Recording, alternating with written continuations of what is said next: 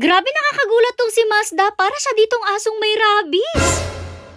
Habang tahimik ang pack members natin for today, naisipan ni Mother na mambulabo. Ngayong araw kasi na to, naisipan ni Mother na paliguan ang 4 natin mga puppies kasi magkakaroon rin nga sila ng mga turukan for the next few days. Unang napili nga ni Mother na paliguan for today ay itong ating bulating inasinay. Syempre naman walang iba kundi si Mazda na tingnan nyo talaga nakapanghila agad ng kumot dyan.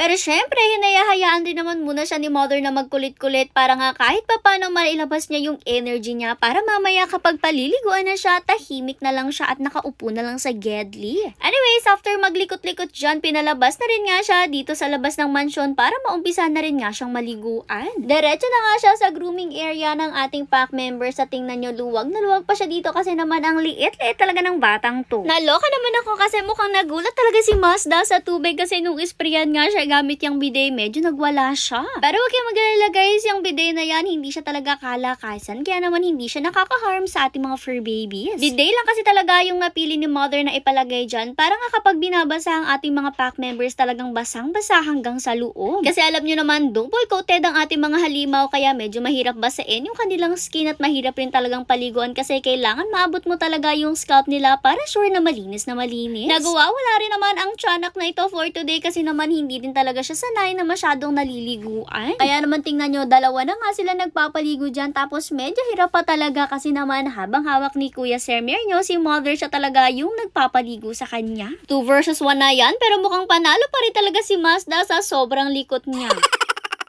After nga finally matanggal ni na Mother ang libag sa katawan ni Mazda na ilang buwan niyang inipon, eto blower time naman na tayo. Syempre, expected na rin to na takot sa blower ang Mazda. Well, sino ba namang hindi? Lalo na nga kapag puppy pa, talagang medyo takot pa sa blower. Halos lahat naman ng pack members natin dumaan sa ganyan, yung parang worst enemy talaga nila yung blower kapag paliliguan na. Pero guys, tandaan nyo, mas maganda at mas friendly para sa ating mga fur babies kung hindi natin gagamitin yung pinaka-heat function sa blowers. May ibang blowers kasi talaga na naglalabas ng mainit na hangin at guys, medyo nakakairita yun para sa ating mga fur babies. Kapag rin mga ganitong mga puppies pa, paunti-unti lang talaga yung blower, ibig sabihin kailangan mahinang hangin lang talaga or mahinang setting yung gagamitin natin. Anyways, habang binoblower nga dito ang Mazda, tingnan nyo, parang nagmukha siyang asong na rabies. Paano ba naman kasi kagat siya ng kagat diyang sa hangin kasi nga inaaway talaga niya yung blower o baka sabihin niyo tinututok sa mukha niya kaya inaaway. Guys, tingnan niyo, hindi talagang hinahabol niya yung hangin ng blower at kinakagat-kagat niyang ganyan. After naman na siyang liguan, binaba na nga siya at ayan, para naman siyang bulating inasinan bigla nung maibaba kasi grabe talagang nagtatakbo agad siya at nagpagiling-giling dyan.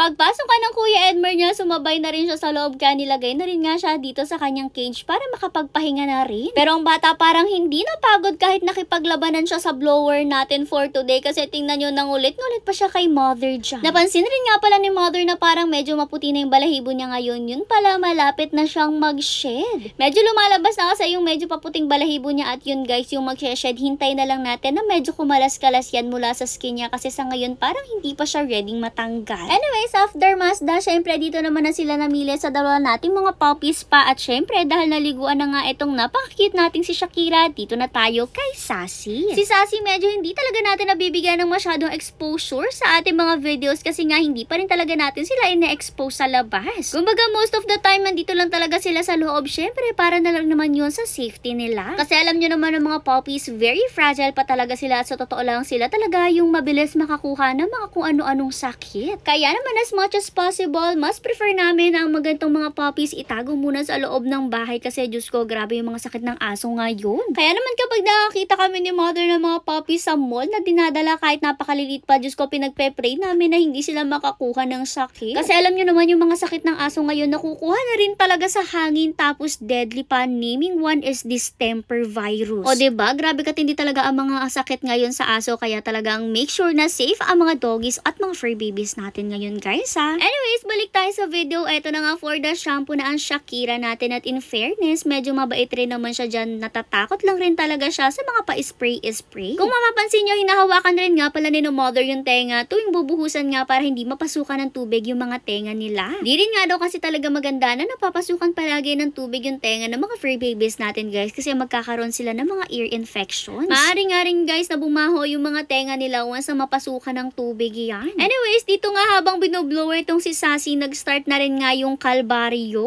Actually, nung unang part ng pagboblower, caring-carry pa naman at hindi rin naman siya gaano talaga nagagagalaw. Kumbaga, nagwawala rin siya ng pakonti-konti pero normal lang yan dahil nga lang yan sa takot pero hindi naman siya talaga yung to the point na nakakainis na sa sobrang likod. Actually, nakakatuwa pa nga siya dyan kasi nang kikis pa siya sa mommy niya at tumatambay pa talaga siya dyan sa ibabaw. O diba, parang nagmo-model pa.